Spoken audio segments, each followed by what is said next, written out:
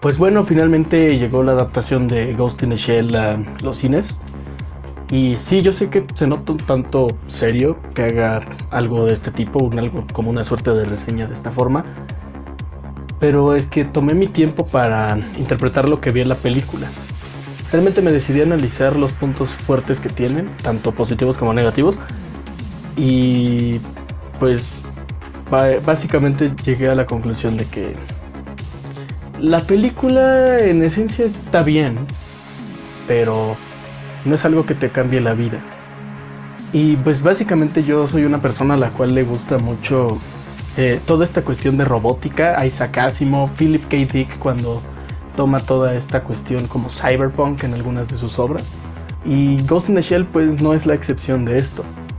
En realidad yo vi esta película cuando era niño, hace mucho tiempo. De hecho, creo primero vi The Matrix y tuve la oportunidad tiempo después de ver Ghost in the Shell y también la secuela. Y aunque fue un life changer, o sea, fue como un cambio impactante en mi forma de pensar, en mi vida, en la cuestión de ver las cosas, realmente siempre me quedé con las ganas de ver una adaptación de esta película que fuera llevada a un lenguaje cinematográfico más allá de la animación, que de por sí ya es excelente. Pues bueno, el tiempo pasó y se rumoró mucho de esta película que iba a ser filmada, iba a ser adaptada. Y pues obviamente como casi cualquier resultado, no, es más, no como casi como cualquier resultado live action que tiene un anime, lo hace Hollywood, como por ejemplo Dragon Ball Evolution. Y creo que ese es el ejemplo más importante que puedo dar al respecto, porque básicamente la jodieron completamente. Uno viene con la idea de que este tipo de películas va a salir totalmente mal, que son un fallo y que probablemente no exista una buena adaptación posible de este tipo de películas. Sin embargo, Ghost in the Shell en realidad es un poco distinto a la mayoría de las adaptaciones de anime en el cine. Porque para empezar, es importante mencionar que esta película llegó ya un poco tarde, cuando ya el mundo del cine nos había cambiado completamente con The Matrix y con Star Wars, con un montón de películas que básicamente ya nos dejaron la mente abierta. Con esto no quiero decir que no sea posible volver a abrirnos la mente o siempre mantenernos en constante reflexión, ¿no? Sí, pero lamentablemente ya es algo que ya vimos mucho aquí en Occidente. Pero no crean que estoy demeritando la historia de Masamune Shirow, porque en realidad no lo estoy haciendo. En realidad considero que es de las mejores historias y de los mejores ejemplos que he visto en cuestión de filosofía acerca de la vida, acerca de qué es lo que te hace ser una persona.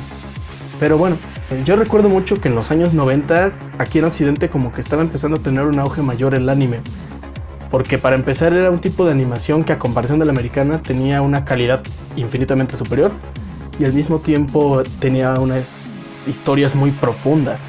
Me acuerdo mucho que por ese entonces yo veía Dragon Ball, que de hecho ya se había estrenado como por finales de los 80s por ahí, pero digamos que la retransmisión me llegó a tocar a mí.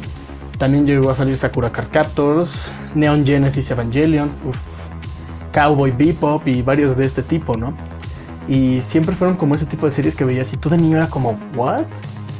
Y es importante mencionar esto porque quiero hablar un poco de lo que es la cinta de 1995. Y es que esta cinta, que es de hecho cine de culto porque era como esa película que tenía, digamos que solamente podías conocer si tenías un amigo como muy clavado en el mundo del anime. Era casi como el Aro, como la cinta del Aro, pero en lugar de que te murieras en 7 días te volaba la cabeza ver Ghost in the Shell en ese entonces.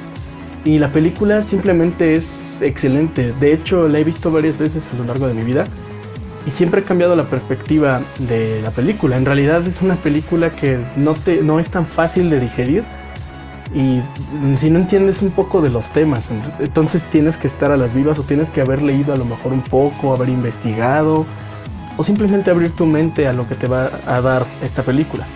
Ghost in the Shell básicamente te trata de temas acerca de qué es lo que es un ser con vida, o sea, qué es lo que define que tú tengas vida. Porque tú como persona eres una máquina biológica, estás compuesto de venas, estás compuesto de sangre, estás compuesto de varias partes del cuerpo que cumplen distintas funciones. Y realmente uno como máquina, o sea, si te pones a pensar, lo único que cambiaría sería el caparazón. Para ti, un robot, para ti, una máquina de este tipo es literalmente un robot, es una tostadora si lo quieres ver así. Pero ellos tienen cables, ellos tienen aceite, ellos tienen engranes. Pero ¿quién dice que no pueden tener vida, no? La diferencia aquí es que básicamente Ghost in the Shell en realidad trata sobre literalmente el alma dentro de un cyborg, el alma dentro de un caparazón, el alma dentro de algo frío, de metal. Pero bueno, no me voy a meter más a fondo de lo que trata básicamente el manga, de los temas que trata, porque creo que no es necesario, siendo que voy a hacer una pequeña review o una suerte de review de la película. Pero bueno, retomando estos elementos, solo resta decir, sí, la película no tiene estos elementos del todo. En realidad creo que trataron de hacerla como muy digerible, muy entendible para personas que como que no van mucho al cine a que les vuele la cabeza. O sea, es más como de vamos a entretenernos un rato, vamos a ver a Scarlett Johansson en trajes súper ajustados. Pero en realidad la película no está tan mal. De hecho, me atrevería a decir que de entre todas las adaptaciones que he visto de este estilo de Japón, de anime, incluso de videojuegos, aunque obviamente aquí no tiene nada que ver siendo que es una novela gráfica, o sea, es un manga más bien, pero es importante resaltarlo porque usualmente Hollywood termina por tirar a la basura adaptaciones. Pero no está tan mal porque de hecho algo muy interesante es que respeta cuadro a cuadro, literalmente cuadro a cuadro, cada escena que aparecía en la película original de 1995. Y eso es como algo, para las personas que nos gusta mucho, esto es como un wow, es un gran homenaje para esta grandiosa cinta de culto. Pero también algo que digo que puede ser positivo es que el director se decidió a hacer algo propio dentro de este universo. De hecho, en caso de que te lo estés preguntando, esta película realmente no es tanto como una copia fidedigna de la película. O sea, sí tiene las escenas cuadro a cuadro y gran parte de la trama está ahí. De hecho, en la película vas a ver casi que es esa película. Sin embargo, esta es una versión nueva a partir de este producto. De hecho, me atrevería a decir que a comparación del anime, aquí como que trataron de darle un mayor énfasis a la personalidad de Major, o sea, la protagonista, Scarlett Johansson, o Motoko Kusanagi, pues. Y eso está muy bien, porque de hecho creo que un problema que tenía mucho la cinta original era que, aunque era la protagonista y tú empezabas a ver como esos detalles en ella, empezabas a darte cuenta que no conectabas tanto con ella, más bien como que conectabas con la filosofía o como con su curiosidad, ¿no? Pero aquí no, aquí en realidad tratan de darte a entender que este es un personaje que, aunque digamos que en esencia es una máquina, tiene el cerebro de una persona adentro. En realidad te pone en los zapatos de alguien que en una situación en la que ya no tiene su cuerpo original, ya no recuerda nada de su pasado y empieza a tener como esta serie de flashbacks, pero no son flashbacks, son como imágenes dentro de lo que está viendo. Es como medio raro. De hecho, yo considero que fue un gran acierto haber elegido a Scarlett Johansson para interpretar a Major. Porque yo sé que muchas personas están pensando, ay, ¿por qué están eligiendo a personas blancas para interpretar personajes que son asiáticos? Que de hecho, como dato curioso, en realidad nadie sabe si se basa en Tokio, si la historia está ambientada en Tokio o está ambientada en China o está ambientada en algún otro país de Oriente. Hay muchas pistas que te dan a entender en las películas que te dice que es Tokio, pero al mismo tiempo la ciudad se parece a Shanghái, se parece a Hong Kong, o sea, en China pues, y es como que nadie sabe realmente dónde es la historia. Además, de hecho, una parte importante de la trama principal, tanto del manga como de la película de 1995, es que de hecho Major no se considera propiamente una mujer, así como tampoco se considera una persona de una nacionalidad en específica. Al ser un androide, ella simplemente se considera como un arma, pero empieza a reflexionar mucho. Entonces, básicamente fue un gran acierto haber elegido este personaje, porque de hecho en la película tratan como de explicarte el por qué Scarlett Johansson es Scarlett Johansson en lugar de ser una chica asiática. El personaje de Batu me gustó mucho. En realidad me gustó que agregaran como este extra del por qué tiene una modificación en los ojos, porque lo ves en la cinta y te quedas como de wow, pero ¿por qué tiene eso, no? Obviamente porque la cinta es como muy a interpretar, que tú lo pienses. Pero aquí Batuu es un personaje bastante interesante y empiezas a conocer un poco sus motivos, a ver que él es como el lado humano de la película. Es más bien un lado humano porque Major tiene el otro lado humano, el que está curioseando, el que está descubriendo, y él tiene el lado humano del... pues simplemente como si fuera un niño con un arma. Hay un personaje aquí en esta película que se llama Kuse, que es, digamos, como el equivalente hollywoodense a The Puppet Master, el original del 95. Pero digamos que tú como cuando empiezas a ver más o menos lo que trae encima de lo que trae encima este Kuse, es como que what the fuck. De hecho, en realidad esa es una parte que a mí en lo personal me molestó un poco. Cambiaron un poco la esencia de esa escena tan mítica del Puppet Master cuando conoce al jefe del sector 9 y conoce a todo y empieza como este épico diálogo entre ambas personas y entre todas las otras personas, que es lo que decía hace rato de la vida.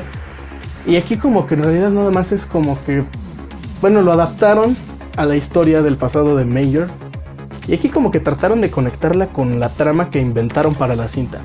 Pero bueno, los efectos visuales de esta película son espectaculares, son una maravilla visual, las escenas recreadas y cuando tú las recuerdas son maravillosas, e incluso siendo una persona que no ha visto esta película probablemente cuando era pequeño, le van a gustar mucho, les va a disfrutar, sobre todo en formato IMAX. Sin embargo, otro punto en contra puede ser que lamentablemente llegó un poco tarde y esos efectos ya no te sorprenden tanto, porque este tipo de efectos ya no son únicos de una película de este tamaño. En realidad ya también lo puedes ver en Netflix, lo puedes ver en series de televisión incluso. La música está a cargo de Clint Mansell. De hecho, la referencia más próxima que tengo ahorita en este momento es Mass Effect 3, el videojuego, porque su composición es bastante buena. Pero aquí en esta película se nota como un poco, no sé, como floja, como que trató de dar clic, pero no es tan buena. En realidad yo creo que la parte que más te va a emocionar, al menos como fan, es la mítica canción que hizo Kenji Kawai hace varios años, con la que empezaba la película.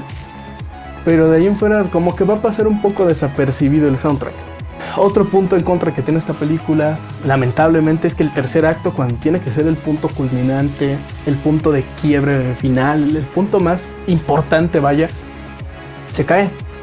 En realidad ya nada más estás como de wow, esto ya se va a acabar. Y ya cuando llega al final es como, ok, ¿qué hicieron? Pero en realidad, pero en general la película no está mal. Es bastante disfrutable. Si eres una persona que no ha leído la novela, bueno, el manga más bien, siempre me sigo confundiendo porque bueno, después de explicar eso. Si eres una persona que no ha leído el manga, si eres una persona que no ha visto la película, la secuela de la película, que ha visto los OVAs o la serie animada, las series animadas, porque de hecho no solo es una, sí la puedes disfrutar. En realidad no está tan mal, de hecho te va a traer memorias muy buenas de Matrix. Y eso es increíble, Matrix es increíble. Pero si eres alguien que es un fanático, que es alguien que ha vivido y crecido con esto, va a encontrar muchas fallas, pero es aceptable. Son fallas grandes, sí, pero son aceptables porque sabes que esta es una adaptación que es para todo público. Y pues no es algo que vayas a tener en tu estante como una de las películas más importantes de tu vida, pero en realidad no desprestigiaron tanto la adaptación. De hecho también está esta actriz francesa llamada Juliette Binoche, la cual fue como una doctora en esa película y está como muy desaprovechada, como es muy común en este tipo de películas, que agarran actores buenos y los pongan y nada más como que hagan caras de... Pero bueno, eso ha sido todo. Sé que esta no es como una reseña normal o no es como alguna cosa de este tipo. Y voy a estar estrenando redes sociales. De hecho, aquí les voy a dejar el link en pantalla de Twitter y de Facebook. Y pues voy a estar más en contacto con ustedes. De hecho, Twitter lo voy a tener más para avisarles cuando no vaya a subir video esta semana o cuando llegue a pasar otra cosa de este estilo. Pero bueno, eso ha sido todo por mi parte. Les agradezco a todos que hayan estado aquí. Y pues nos veremos.